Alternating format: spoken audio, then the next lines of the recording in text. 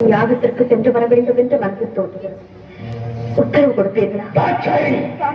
என்னை அவமானப்படுத்த வேண்டும் என்பதற்காகவே எனக்கு அழைப்பு விடுக்காமல் யாகத்தை தொடங்கி இருக்கிறான் தட்சன்.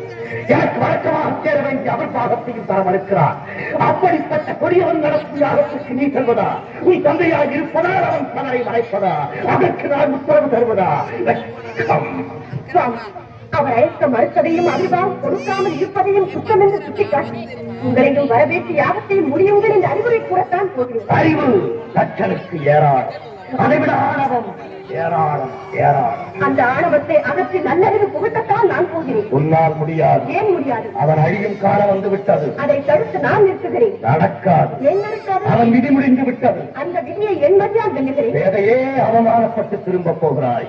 இல்லை, என் தந்தை ஈசனுக்கு விரோதி அல்ல என்ற அளவுக்கு அவர் மனதை மாற்றிவிட்டு வெற்றியுடன் திரும்பி வருகிறேன். ஒரு பெண்ணிற்கு பிறந்த வீடு சாஸ்வதமா அல்லது புகுந்த வீடு நிரந்தரமா? இதற்கு பதில் சொல்லிவிட்டு பிறந்த வீட்டிற்கு பெருமையும் புகுந்த வீட்டிற்கு நற்பெயரும் தேடி தருவதுதான் பெண்ணின் கடமை. ஆனால் நீ கணவன் சொல்ல நீதி தந்தையை காண செல்கிறார். என்ன செய்வது? பாசம் என்னை தூண்டுகிறது, பரத்த கொடுமை என் நெஞ்சத்தை வாட்டுகிறது. போவது உங்களுக்கு பிடிக்கவில்லை, போகாமல் இருக்க என்னால் முடியவில்லை.